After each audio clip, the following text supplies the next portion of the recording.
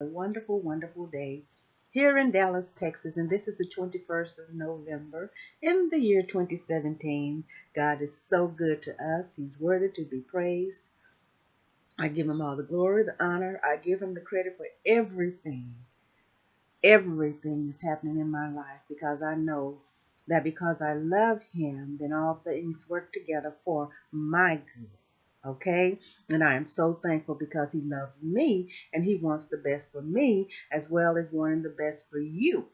All right? So when we love God, then he wants the best for us and we reap the best. Okay? We trust him, obey him, and then even the sinners are blessed. Those who don't completely trust in God and give him their whole heart, he still blesses them because they wake up in the morning time or whenever it's time for them to wake up. They have food to eat, they have clothing, shelter, but the greatest rewards come when we love God and we dedicate our lives totally to him. We have many, many, many more benefits because we are royalty, okay? We are royalty because we are the king's children. All right, now this is point of view, but you know me, all right? You know me, and I am who I am wherever I am and whenever it is. Okay, it is what it is. I am who I am. All right, just wanted to give you some pointers and even more encouragement to let you know that God loves you and he wants the best for each of us. All right, we're going to talk about surviving the holidays. How do you survive the holidays? And I just did a search this morning and I found a great article. I've scanned it and I'm going to go through this article, How to Survive the Holidays. And I know I've been in, I don't know whether I should say situations, but when the holidays have come around, then I've been lonely during the holidays.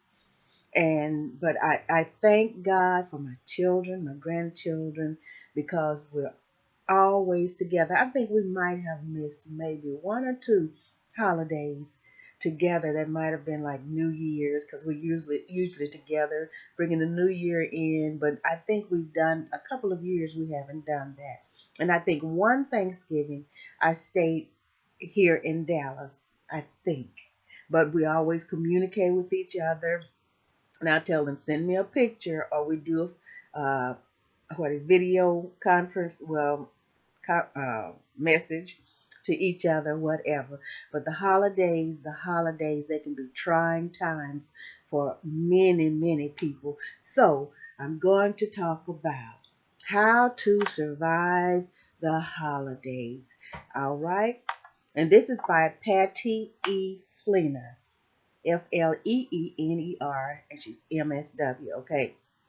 Now, in our lives, there are many holidays or special days, such as birthdays, anniversaries, graduations, weddings, and Easter, to name a few. So there are many holidays, many holidays. There are difficult days for some of us. These are difficult days for some of us. And it seems that the most difficult holiday of the year is Christmas. It seems like that. So this day, more than any other, means family together. So they are synonymous, and it is at this time that we are so acutely aware of the void in our life. And when you're a widower, I can understand. Now, I never claim to say, I know how you feel because your spouse was your spouse, my spouse was my spouse. So I don't know exactly how you feel, but I can empathize with you, whoever it is. So I'm not one to say, oh, I know how you feel. I know how you feel, because we cannot feel the exact same thing for the people that have gone on before us, okay? Into eternity. So we continually hear Christmas carols, people wishing everyone Merry Christmas, and so on. Feelings of isolation and loneliness can magnify during these times of warmth and cheer. And another thing is that if you have a relationship with someone, or you're starting a relationship, or someone is supposed to be special to you and you're supposed to be special to them, and then they don't come across during the holidays, your birthdays, or whatever. And like some people say, what's up with that? And then it makes you feel even worse if I'm telling you from experience, okay?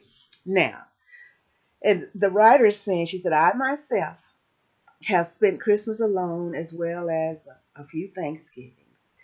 Certain members in my extended family, which is a large family, she tells us, felt that I had too many problems to be included. Wow. Now that's a problem when your family thinks you have too many problems to be included. Wow. It's not uncommon for family members to avoid us when our lives aren't going well. It doesn't hurt any less, however. And I understand what she's saying. I don't know what her situation is or was at that time. But there are people, and there are people that have what people um, describe as drama in their lives. And I believe, well, of course, every family has had somebody that brings drama to the table or to the family gatherings or whatever. And you're saying, oh no, oh no. And I hope I haven't been one, but hey, anyway, that's all in the past. Many, many, many decades in the past. Praise God, from whom all blessings flow.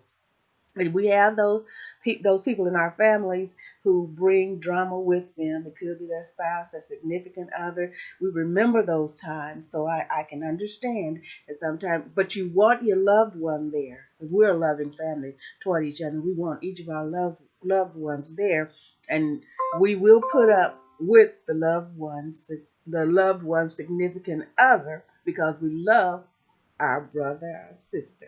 Okay, and they love me. All right. So I don't ever exclude myself, because I know I've had some drama in my life decades ago. Okay. All right. Now, and she goes on to say, I remember the same Christmas, my father actually sent out Christmas cards to all the members in the family, all my cousins, my aunt and uncle, everyone but me, his own daughter. Ouch, she said. She said, I was bad because I could not get my life together, and I believed that lie at the time.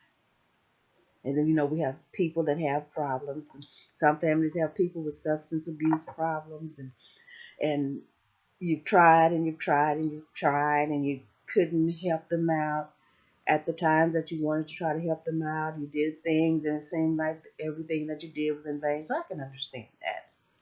I can understand that, because I've heard stories of people who have just exhausted every avenue that they could to try to help loved ones to get it together. Okay, now how do you handle the pain of the holidays? How do you handle the pain of the holidays? And I want to say this, and you should know, but it doesn't mean that we don't love them or they don't love us if they exclude us. Okay. Now, I've never been excluded from any of our family functions. I'm not talking about my immediate, my four, and no more. I'm not talking about that, but I'm talking about my entire family. I don't think I've ever been excluded from anything. I don't think I've ever brought any drama to the celebrations or whatever, but hey, could have been, decades ago. All right. Now, Dr. Calvin Frederick, formerly of the National Institute of Mental Health, estimates that there's a 15% increase, and said this number may have increased by, from then to now, in the number of people seeking professional help during the holiday season. He suggests several things you can do to help raise your spirits. And we've heard of people committing suicide. They lost all hope.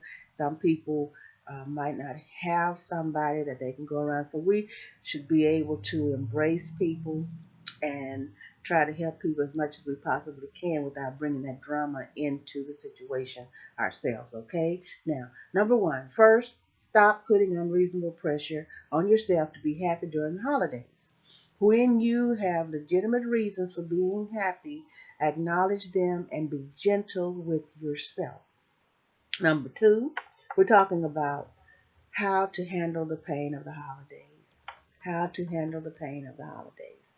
Number two, you may find your mood improves when you're in the company of special friends and favorite relatives, especially those who accept your full range of feelings and don't put pressure on you to be other than who you are. So seek out people who make you feel better and avoid people who contribute to your depression. That's very, very important, okay? Avoid people who contribute to your depression. And you probably know this, and some people might not know it, but some people get joy out of making other people feel worse than they already feel because that makes them feel that they're bigger and better than the other person. But be not deceived. God is not mocked, for whatsoever a man, woman soweth, that shall he and she also reap. And it said whatever man, and that means both man and woman, means a human people, okay? I guess if you're human, you're a people. All right. Anyway, number three, make an effort to be more physically active. Physical activity is one of the best ways to make yourself feel better. Recent research indicates that exercise stimulates the production of endorphins, mood elevating chemicals produced by the body.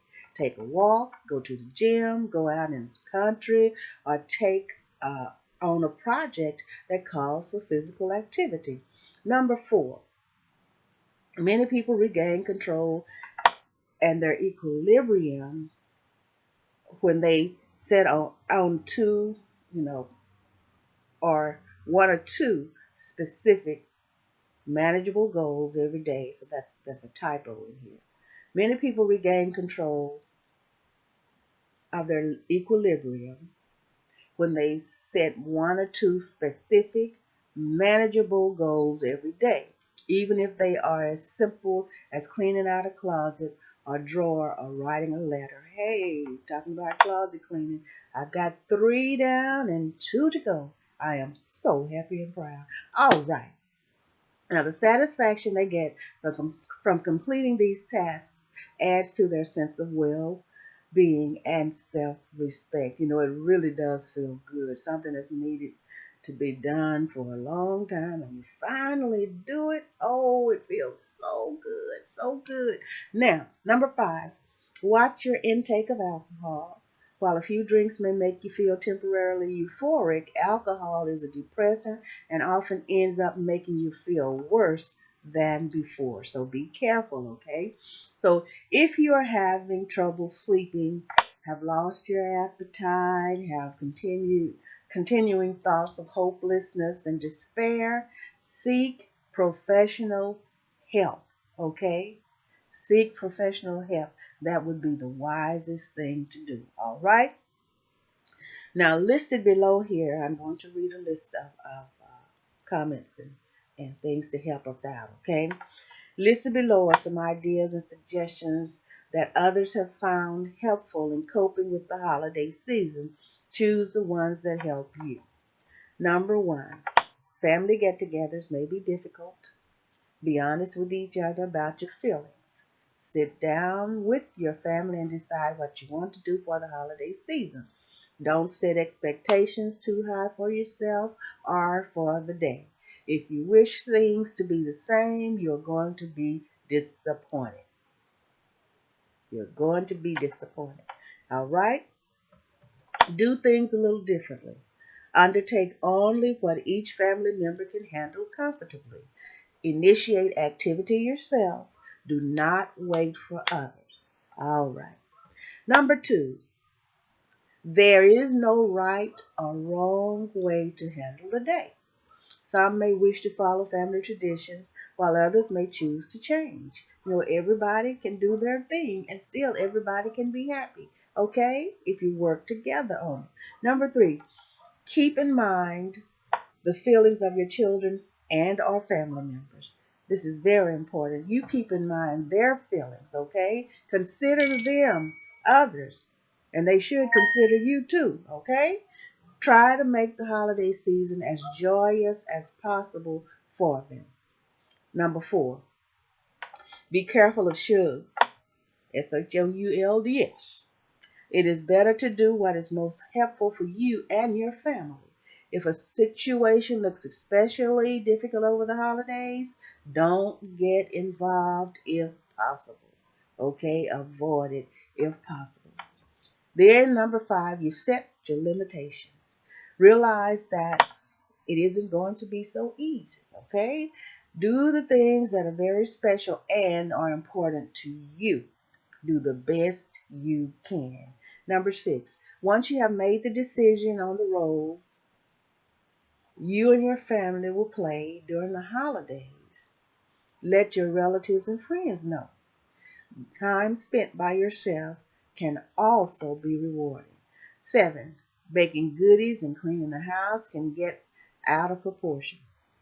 If these chores are enjoyable, go ahead, but not to the point that it is overtiring. All right? Either buy baked goods or go without this year. All right? All right. Now, number 8, if you choose to cut down your own tree for Christmas, consider buying it already cut this year. Let your children, other family members, or neighboring teams help with the decorating of the tree and house. We're talking about how to cope during the holidays, okay, the Christmas season, okay? If you choose not to have a tree, perhaps you could make a centerpiece from the lower branches of a tree, get a ceramic tree or a small tabletop tree. And I have really downsized. I have downsized. I don't even know whether I put a tree up last year. If I did, no, I don't think I did. I think I just had my lights up. But I might have a little tree up. It won't be a big tree, all right? It's just because it's a tradition, all right? Now, number 9, emotionally, physical, and psychologically, the holidays are draining. You need every bit of strength. Try to get enough rest and exercise. Be aware of the increased accessibility of sugar, caffeine, and alcohol during the holidays and guard against overuse of these substances. All right? Number 10, what you choose to do the first year, you don't have to do the second year. So you have choices and you have to be you in every situation, okay? Considering others. All right? But you must be you. Number 11, our possibility for the first year may be to visit friends, relatives, or even go away on a vacation. Planning, packing, etc. keeps your mind somewhat off the holiday and you share the time in a different way. Number 12, since people pretend November 25th is Christmas and try to get whatever shopping, card writing, etc. done by that date, all right? Some people do. Some people pretend that November 25th is. So this way you can avoid to some degree the carols and the wishes from clerks and strangers of a Merry Christmas. Okay. Now, number 13, if shopping is too much, have your spouse, relative, or close friend help you. Consider shopping through a catalog if it's going to weigh you down and make you really sad. Number 14, if you are accustomed to have Christmas dinner in your home, change and go to relatives, or change the time. Instead of 2 p.m., make it 4 p.m. Change it up. So some find it helpful to be involved in the activity of preparing a large meal. Not me anymore. All right? I enjoy what my children cook, but you know what? This year I said I'm going to take some collard greens and smoked turkey tails. Oh, I love those. I like them. Okay? So, some find it helpful to be involved in the activity of preparing a large meal. Serving buffet style and or eating in a different room may help. I usually just go and sit and enjoy the delicious food and then sit down and go to sleep. Hey, but you know what? The last 2 years I've been staying awake. How about that? If you are alone at Christmas or birthday or special holiday, as she mentioned above, she said she had been alone at Christmas and then a few Thanksgivings and many birthdays. And she said in her case, she believed the main reason for her aloneness was that her life was chaotic and the family did not want to be around her. She said, for me, Christmas was the hardest as I was not only facing an ending of a relationship, severe dysphoria, that means that's anxiety, depression, rage, and despair. But getting through the day itself was extremely difficult. And there are many people who have this. Many people that have this, okay? She said, I felt totally rejected without any self-worth. She said, I figured if my family didn't want to be around me, that I was pretty horrible, a pretty horrible creature. So some might call this toxic shame, that I am bad to the core. So she had some problems, but now she's writing, she has written about it, and she's sharing it with us to help others to make it through the holidays. How about that? All right? She said she tried to sleep through as much of the day as she could so she could miss it. She said she had prescription for, oh my, benzodiazepine, yeah, for benzodiazepine. So she took a little extra to help her sleep. She said she cried and she slept some more.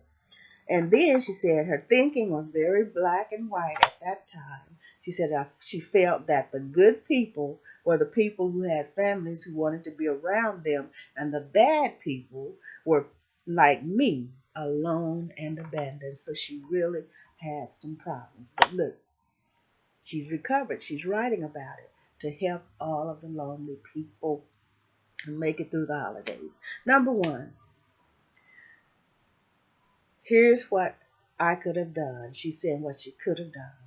Number one, she could have done something for someone else, such as volunteer at a soup kitchen or visiting lonely shut-ins. And see, at the time that you're going through this, you don't really think about this because you just focus on yourself and your loneliness. So by her telling and sharing this, I'm hoping and praying that someone will hear this.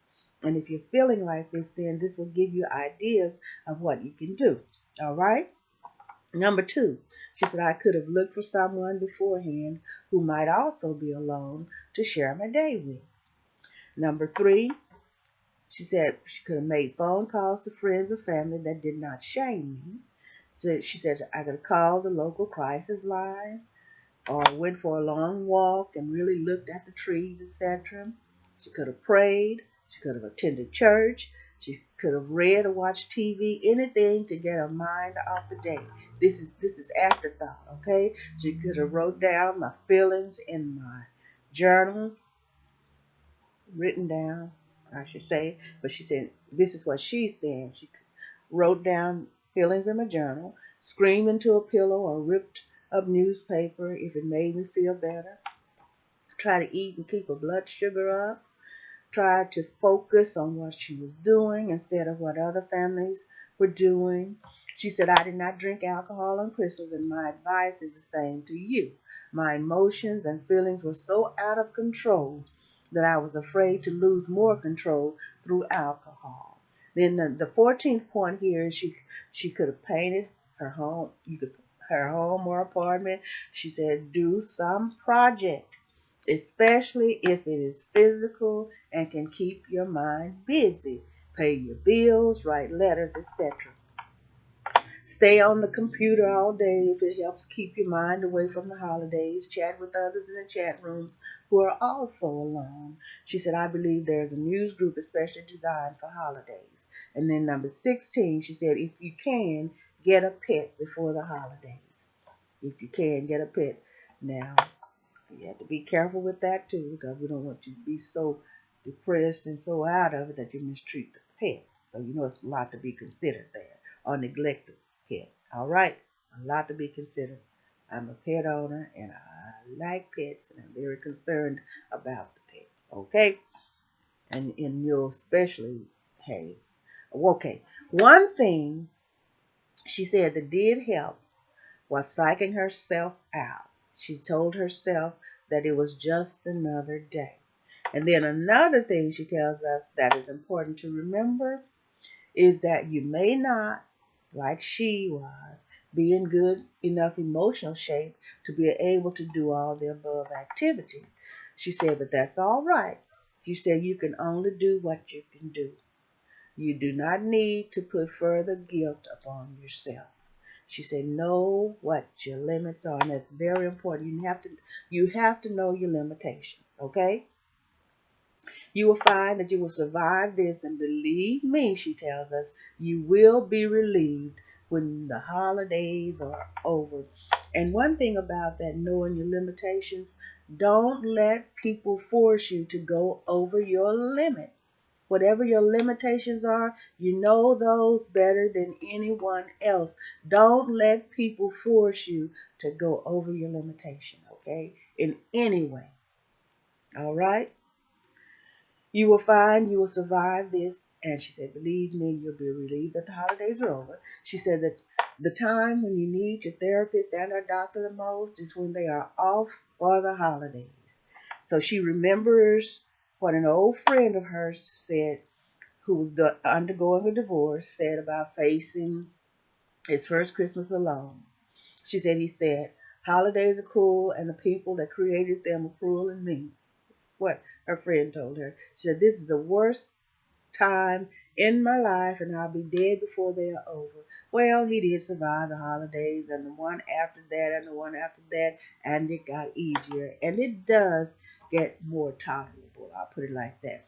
When we walk to the edge of all the light we have and take that step into the darkness of the unknown, we must believe that one of two things will happen.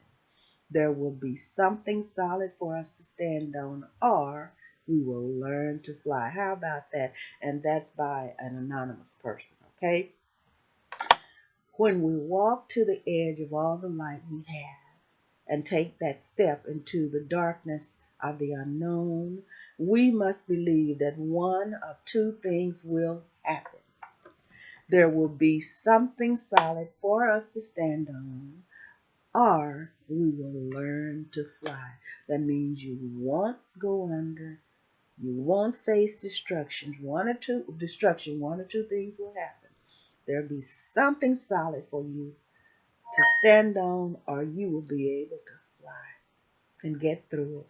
Oh my goodness, this is talking about how to survive the holidays. And this is by Patty Fleener.